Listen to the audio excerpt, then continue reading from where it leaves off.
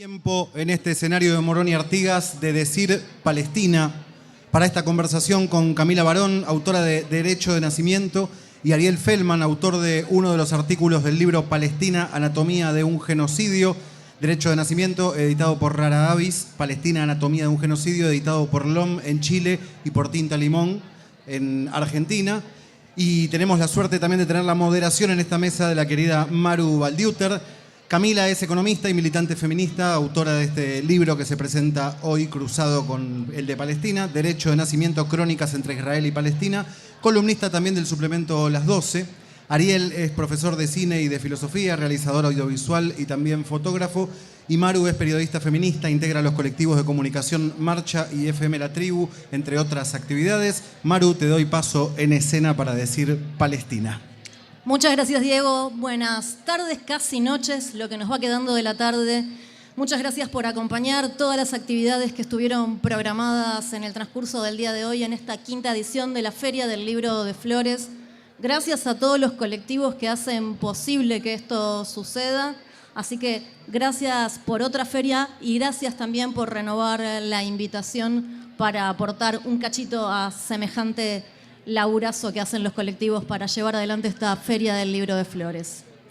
Dicho esto, y sin ánimo de hacer spoiler de nada, vamos a comenzar por el final del libro de Camila Barón, porque después de recorrer las páginas de un diario de viaje que comenzó en el 2017 en Israel, Camila llega al final del libro con un ensayo a modo de epílogo en el que dice algo así como que espera que este diario sea una excusa para poder abrir conversaciones. Y creemos que más que una excusa es una gran oportunidad. Así que nos agarramos de este final de Derecho de Nacimiento para poder entrar en diálogo también junto a Ariel Feldman y el texto que compone Palestina, Anatomía de un Genocidio. Vamos entonces a entrar directamente en esta charla para poder pensar y para poder decir Palestina. Decíamos recién que Derecho de Nacimiento es un diario de viaje, es una crónica, es un ensayo, es todo eso junto. Y una cosa que estábamos hablando también antes de subir al escenario con Camila era preguntarle por la motivación por ese viaje y también el desarrollo de ese diario de viaje que le terminó dando lugar a esto que hoy conocemos como Derecho de Nacimiento. Sí, bueno, gracias por la invitación, gracias a las personas que están acá, que se acercaron a esta feria tan linda. Y bueno, el Derecho de Nacimiento sí trata sobre un viaje que es muy famoso, muy conocido dentro de la colectividad judía, sobre todo en la ciudad de Buenos Aires, que se llama BRIA, que la traducción es Derecho de Nacimiento Argentina. Yo hice ese viaje junto con otras 40 personas en el año 2017. Y bueno, fue una experiencia lo suficientemente fuerte como para querer después transformarla en algo compartible, junto con un montón de otras reflexiones que fueron apareciendo con el tiempo, ¿no? Es un diario que se reescribió durante todo este tiempo, con las distintas ofensivas y cómo fue cambiando también la situación en Medio Oriente. Y bueno, esto deriva en el libro, ¿no? Yo lo pensé al principio, ese diario de viaje convertido en crónicas, era la intención de conversar con esas 40 personas con las que yo había estado en ese territorio. Yo después de ese viaje cruzo sola a Cisjordania, también hay parte de eso en el libro, está también ese relato. Pero la primera intención era compartir todo lo que me había sucedido y lo fuerte que me parecía, lo normalizado que estaba visitar de esa manera, como turística, un territorio como el de Israel, ¿no?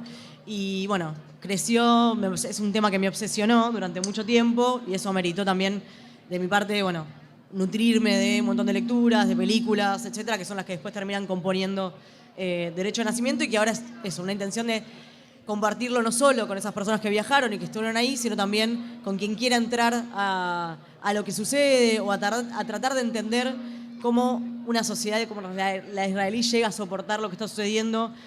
También es la intención del libro, así que va por ahí. Parte también de los elementos y la posibilidad de poder poner en diálogo los dos textos, ¿no? El de Ariel y también el de Camila, y un tema que da vueltas en ambos, concretamente en el de Ariel porque es el título del ensayo que tiene que ver con la identidad secuestrada, pero la problemática en torno a la identidad también está dando vueltas en Derecho de Nacimiento.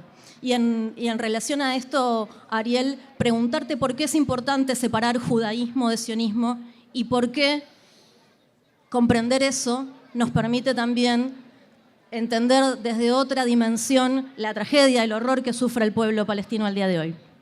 Bueno, muchas gracias por la invitación. A ver, primero rescatar el libro de Cami en ese contexto de la pregunta, porque me parece que tanto Anatomía de un genocidio como el libro de Cami, Derecho de Nacimiento, son textos que intentan interpelar a una comunidad judía que tiene un papel para cumplir frente al genocidio esencial. Y la distinción entre sionismo y judaísmo es esencial para comprender dos cosas para mí. Cómo funciona el mecanismo por el cual se hace tan difícil hacer críticas a la política genocida que tiene el Estado de Israel y a la vez comprender por qué a la comunidad judía le resulta tan complejo despegarse de políticas que, si no sos de la comunidad judía, son transparentemente genocidas, digamos, ¿no?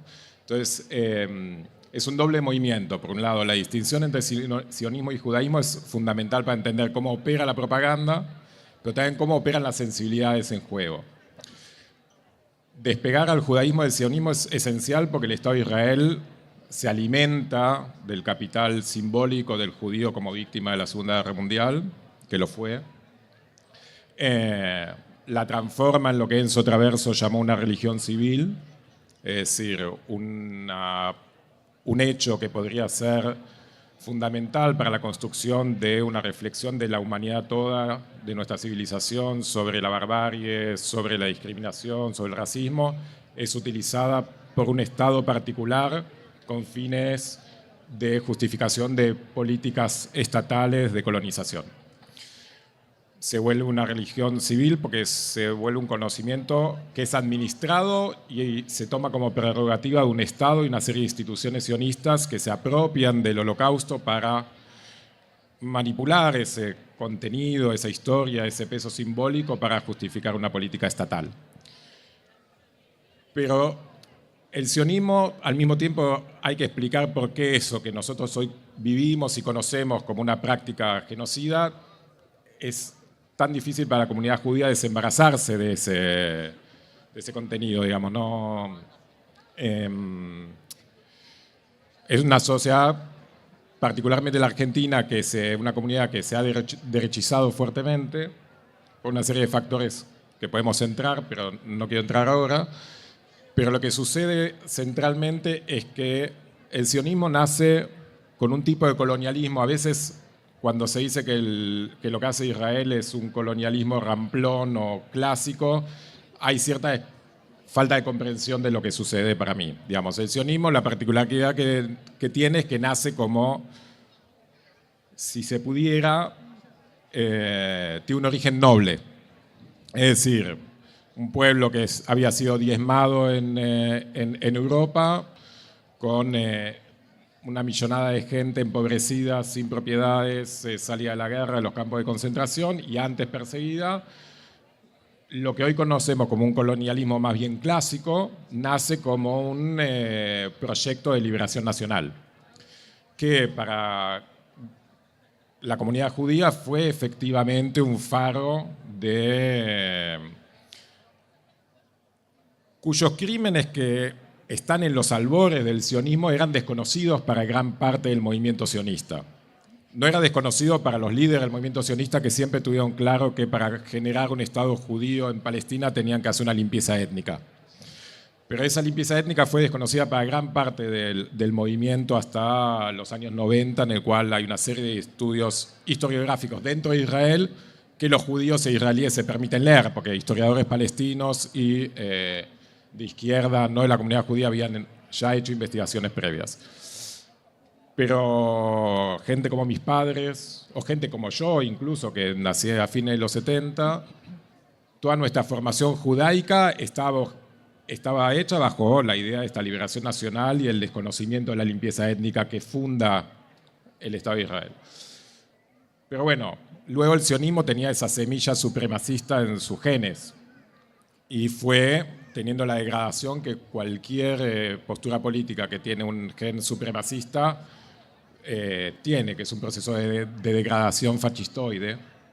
Y a partir del año 67 Israel se transforma en un colonialismo más clásico, teniendo una población como la de Cisjordania, Gaza y las alturas del Golán, con una mayoría que no elige sus gobernantes, está bajo régimen militar, apartheid, control de sus recursos y control policial y encarcelamiento. Y bueno, y un poco lo que sucede es que el sionismo fue un faro, pero hace rato que ya no lo es. Del sionismo no sabíamos que había nacido con una limpieza étnica, pero hace rato que lo sabemos. Y el sionismo, esa limpieza étnica continúa en un genocidio en Gaza y lo sabemos también. Entonces es desecuestrar la identidad judía de la operación que hace el sionismo me parece fundamental. En el marco de todo lo que venís contando, Ariel, y también en los dos relatos aparece algo que me gustaría, en lo que me gustaría detenerme en esta matriz identitaria que se va forjando y que aparece en la figura de los jóvenes israelíes. Los jóvenes, y es difícil pensar en los jóvenes sin pensar en el ejército.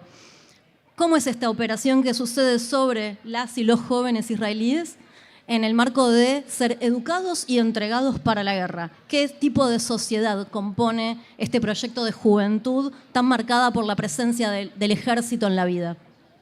Sí, me parece que la pregunta por eso, cómo se genera una fidelidad a una institución como el ejército, que es una institución autoritaria por autonomacia, ¿no? O sea, cuando uno se pregunta, bueno, ¿cuáles son los efectos del autoritarismo? Y cuando incluso queremos pensar el fascismo, siempre tenemos que ir a buscar la idea de qué implica el autoritarismo. Bueno, ahí tenemos una sociedad que hoy por hoy es la meca de la derechización, ¿no? Tenemos una sociedad totalmente derechizada, que en su mayoría está siendo cómplice de un genocidio, que es la sociedad, hoy por hoy, gran parte de la sociedad israelí. Obviamente podemos hablar luego de las minorías que están haciendo un gran trabajo oponiéndose, pero hoy es una sociedad que mayoritariamente tiene esa composición y el ejército es la cabeza, el corazón, los pies, las manos de esa columna vertebral, ¿no? que sostiene una sociedad muy derechizada. Y los jóvenes en Israel, bueno, están obligados a hacer el ejército. A los 18 años las mujeres ingresan, tienen 2 años obligatorios, los varones tienen 3 años obligatorios. Y eso es parte de lo que en el libro también aparece mucho, las conversaciones con soldados. Y bueno, ¿qué les va pasando, no? ¿Qué va pasando a esa juventud que tiene que entregar años tan valiosos de su vida, ¿no? Yo hago la comparación, yo a los 18 años entré a la universidad, la universidad pública, gratuita, laica, ¿no? Donde me formé. Y para mí la palabra militar, bueno, militar era la militancia universitaria, ¿no?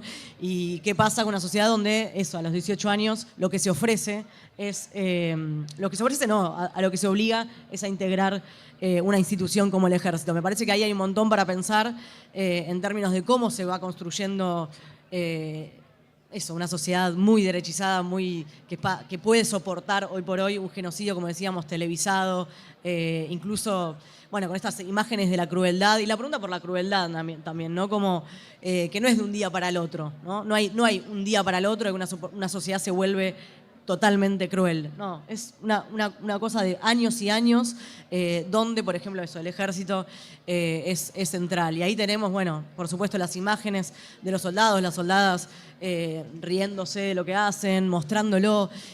También lo particular de este momento histórico, ¿no? Por primera vez tenemos grabaciones de personas que están cometiendo torturas, por ejemplo, donde se filman torturando o destruyendo casas, edificios, bombardeando. Y eso es una novedad histórica que también nos tiene que alertar sobre, bueno, por qué tenemos que seguir hablando de esto, por qué tenemos que nombrar Palestina, por qué hay que hablar del genocidio. Y bueno, también la trama sensible de eso, ¿no? No solo, bueno, el gran relato, sino, bueno, qué le pasa a una persona, qué siente una persona que tuvo que haber vivido en su vida para cargarse un rifle al hombro y andar por la calle tomando un helado mientras también está a punto de dispararle a otra persona. Ariel, en tu caso también intentaste volver a Israel y el ejército fue el límite. Sí, yo no llegué a intentar, yo soy israelí. Yo nací en Israel, viví hasta los 7 años ahí y mi plan era volver a estudiar a Israel. Pero bueno, cuando estaba en ese plan a los 16 años, uno de estos viajantes israelíes que vienen después del ejército a Latinoamérica a purgarse con viajes y muchas drogas, digamos, de situaciones que son traumáticas, digamos, que han hecho. Bueno, un amigo de la familia vino, yo le comenté mi plan de ir, pero no hacer el ejército, porque yo era antimilitarista. Era crítico de los gobiernos de Israel, pero todavía no tenía una claridad antisionista, digamos, ¿no?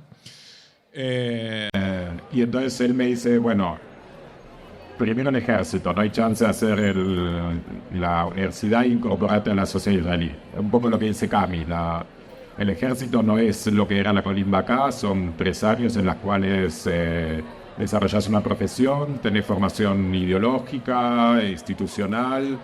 Es el salto a la adultez, no es el bar ni el bat mitzvah, digamos, sino que efectivamente los chicos y las chicas dejan la casa materna, paterna, por ir al servicio militar, después ya se independiza. Y bueno, entonces lo que sucede es que, bueno, y él dice, bueno, para entrar en la sociedad israelí vos tenés que hacer el ejército, ahí vas a ingresar realmente. Y eso no es solamente en términos sociales, es en términos económicos. Si vos no haces el ejército, al Estado, que es un Estado importante, el Estado israelí, no podés ingresar a trabajar en planta permanente, no podés acceder a créditos que son para gente que ha servido. Reglamentaciones que se hicieron para que los ciudadanos de origen palestino que viven dentro de la frontera de Israel, el 20% de la población, sean ciudadanos de segunda. Como ellos no sirven en el ejército, no pueden acceder a créditos hipotecarios, no pueden acceder a trabajos en el Estado, etcétera, etcétera. Son prerrogativas que tienen aquellos que sirven en el servicio militar. Sí, de hecho recordaba pasajes de derecho de nacimiento en el que Camila va teniendo distintos diálogos también con estos jóvenes, y parte de la situación también tiene que ver con los jóvenes que deciden volver con sus familias a Argentinas en algunos casos, ¿no? Y vos decís esto de, bueno, pagaron la prosperidad económica con el tener que entregarlos hacia la guerra. Eso también es un relato porque forma parte de los viajes 2001 tal vez de acá hacia Israel, esa pequeña, entre comillas, Europa en Occidente. Sí, total. O sea, en momentos de crisis también hay que preguntarse hoy por hoy, ¿no? ¿Qué va a pasar?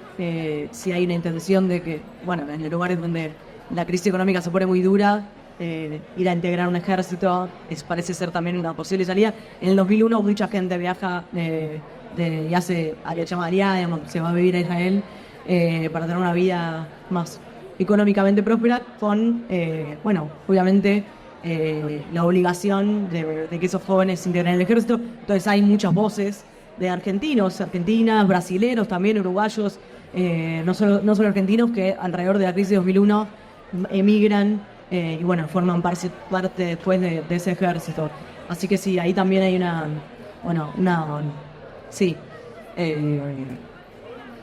una cosa muy macabra de cómo se integran esas filas y también de lo que implica, bueno, el poder de un Estado rico como Israel.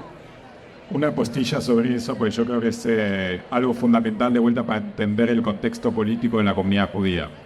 La comunidad judía argentina, derechizada al mango, a diferencia de lo que pasó en otras comunidades judías importantes, como la francesa o la norteamericana, que hay un movimiento judío fuerte que se despega del Estado de Israel y dice no nuestro nombre. Habríamos visto que acá no tenemos ese movimiento importante, y tiene que ver con que la comunidad argentina, por esto que cuenta Cami en el libro, tiene un vínculo de parentesco con Israel que la comunidad norteamericana no tiene. Hay fundamentalistas norteamericanos que dejan Estados Unidos para ir a las colonias, pero son los menos. Las familias judías de Nueva York no tienen gente en Israel. Acá, en cambio, por una serie de factores que tienen que ver con la crisis del 2001, los exilios en la última dictadura, como es el caso de mis padres, digamos, yo nací en Israel por eso, el atentado a la AMIA y el atentado a la embajada, genera un factor que toda familia tiene una persona más o menos cercana, entonces hay una vincularidad de parentesco que cuando sucede, digamos, el ataque del 7 de octubre, genera otra vincularidad, yo creo, por el cual, además de porque la comunidad está muy derechizada, digamos, ¿qué pasa en la situación global? Pero podemos entrar en eso también. Hay tan poca capacidad de desprenderse de la identidad israelí tan asociada a los judíos, ¿no? En un pasaje del ensayo, Ariel, mencionás que este genocidio tiene una singularidad y que esa singularidad reside no tanto en la empatía para con la víctima, sino por quién es el victimario. Y la verdad es que me parece muy interesante si nos podés compartir un poquito más, desarrollar un poco esa idea. Bueno, es medio la tesis de todo el ensayo, y lo hago lo más breve posible, pero el planteo básico es: yo no creo que Occidente tenga una empatía particular por los palestinos, por lo cual hay movimientos y manifestaciones, las más grandes desde las incursiones de Estados Unidos y la Unión Europea en Irak, digamos, ¿no? Con manifestaciones de cientos de miles de personas en Londres o demás. Creo que lo que sucede es que lo que hace singular el hecho no es la víctima, sino el victimario. Efectivamente, yo creo que la centralidad que se le da a Gaza tiene que ver con que el victimario es un Estado que se autorreivindica judío. El Estado de Israel dice que es porque en realidad hay antisemitismo en todo el mundo y se le presta atención porque a los judíos se les exige algo que a los sirios no, o a los ugandeses no, o siquiera a los norteamericanos. Yo creo que esa es una maniobra con un dato real, que se le da una centralidad mayúscula a lo que está pasando, pero tiene que ver precisamente no con lo que ellos dicen por un supuesto antisemitismo, sino porque pone en crisis, yo creo, la subjetividad de nuestra civilización occidental y cristiana, judeo-cristiana, que una comunidad que fue víctima del genocidio más significativo del siglo XX perpetre un genocidio, el primer genocidio significativo del siglo XXI, digamos, ¿no? Entonces, ¿qué nos queda, digamos, como sociedad si en 2 generaciones aquel que fue la víctima ejemplar pasa a ser el victimario ejemplar? Entonces, yo trato de explicar en el ensayo qué es lo que sucede ahí con el judaísmo en particular y con la razón instrumental, con la que tiene su relato en esta guerra civilizatoria, el Herzl, el padre del sionismo, que escribe una obra, digamos, sobre el Estado judío a fines del siglo XIX, ya ahí plantea el sionismo como una punta de lanza de la civilización europea en Oriente. Y lo que está sucediendo, lo que estamos viendo es que, y voy con esta paradoja, que partidos europeos, latinoamericanos, norteamericanos, fascistas, racistas y antisemitas apoyan fuertemente al Estado de Israel. Porque el Estado de Israel hoy representa el supremacismo euro-occidental que conforma nuestra Latinoamérica también, y también Estados Unidos, como punta de lanza en un territorio que es abordado, como dijo Edward Said, desde una lógica orientalista de conocimiento donde se caricaturiza el personaje para, digamos, fortalecer supuestas posiciones idiosincráticas de nuestra civilización. Estamos hablando de identidad, estamos hablando de discursos, estamos tratando de desandar alguna discursividad y también una maquinaria discursiva y muchas veces también de propaganda.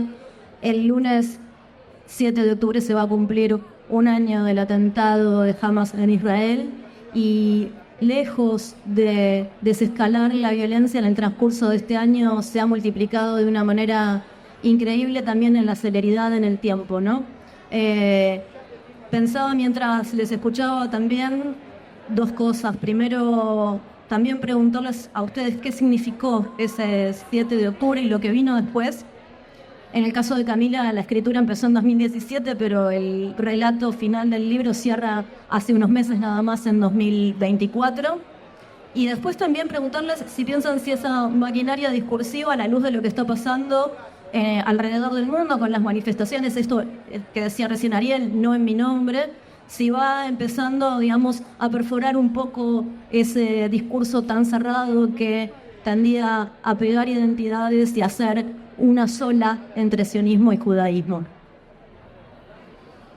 Sí, en primer lugar, bueno, una de las últimas frases, ya se spoileó alguna, pero el libro termina con una frase que es cualquier forma de supremacismo es una desgracia en potencia, cualquier forma de supremacismo es una nakba en potencia, un holocausto en potencia, ¿no? La nakba es la palabra que nombra, significa desgracia, es la palabra que nombra el proceso por el cual fueron expulsados los palestinos en 1948. Y entonces lo que sucede después del 7 de octubre y lo que sucede hasta ahora, lamentablemente a quienes venimos pensando en esto, a muchos no nos sorprende, como porque había algo portado en esa forma de derechización extrema y cada vez más avanzada que hace que, obviamente que, bueno, la magnitud de la respuesta y la matanza, ya más de 40.000 muertos del lado de Palestina. Pero bueno, lamentablemente estaba ahí, ¿no? Estaba ahí, estaba latente. En ese relato de 2017, yo veo, bueno, hay algo acá que se está armando muy, muy, muy feo. ¿Sí? Entonces, eso por un lado. Otra pregunta, perdón, Iba. Sí, pensabas que a la luz de lo que sucede se está comenzando como a cuestionar un poco más la conversación. Bueno, eso es un tema, o sea, como decía Ari, también en Argentina hay mucha censura, hay censura de distinto tipo, ¿no? Censura porque el apego o la relación con Israel de ciertas personas hace que sea complicada la conversación. Ahí me parece que, bueno, hay que insistir, hay que intentar que esa conversación suceda, pero también, bueno, la censura de los medios, están pasando cosas tremendas como considerar que la bandera palestina es, no sé, un signo terrorista que tiene que ser cancelado, como está pasando en lugares como Alemania, ¿no? Uno ve, en Alemania persiguen a cualquiera que salga una cuestión en el cuello o con una bandera. No podemos permitir que eso pase acá. Pareciera que también se está empezando también a plantear de ese modo, así que la invitación a la conversación, se agradece mucho este tipo de espacios donde se puede nombrar. Y me parece que hay que romper el silencio de diferentes maneras, ¿no? Por un lado, las palabras con las que hay que seguir insistiendo, que está ocurriendo un genocidio y que eso es en nombre también de un proyecto, como decía Ari, colonial, con una particularidad muy especial, pero un proyecto colonialista, y eso desde el sur, desde Latinoamérica, también nos genera alguna forma de cercanía, porque entendemos lo que es haber sido víctimas o un país colonizado. Después, en un segundo momento, bueno, las palabras que tenemos y que nos sirven para entender estos momentos de aumento y de crecimiento de las derechas, que son el supremacismo, por supuesto, también la deshumanización, cómo se genera la deshumanización, la crueldad, y bueno, y por último, las palabras que nos faltan, ¿no? Las palabras que nos faltan, que cuando tenemos que pensar cuál es el antónimo de supremacismo, quizás no lo tenemos. O sea, hay una palabra que falta, hay algo ahí que todavía no está tan a mano, y que creo yo que, bueno, que esta conversación no es solo sobre Palestina, no es solo sobre lo que sucede en Medio Oriente, es lo que está pasando como humanidad, donde no puede ser que se repitan las tragedias y las desgracias y las catástrofes de este modo. Bueno, a ver, suscribo la palabra de Cami de punta a punta. Pienso en dos cosas. Yo creo que el sionismo está en una crisis sin precedente, digamos. Yo creo que, no sé, yo empecé una militancia activa por la causa palestina en 2009, cuando fue el ataque de Plomo Fundido. Si bien hubo repercusiones de que armamos en su momento la filial argentina de No en Nuestro Nombre, no sucedió lo que sucedió ahora, ni a nivel local ni a nivel mundial. Que es que más allá de la replicación discursiva de los gobiernos, del Estado de Israel, del medio de comunicación, es insostenible Israel pregonando que es la víctima de la situación. Es a clara vista que eso es una operación ideológica. Cuando la delegación israelí va con el Maguen David amarillo por el cual se marcaban los judíos en los guetos a defender el genocidio en Gaza a las Naciones Unidas, es grotesco.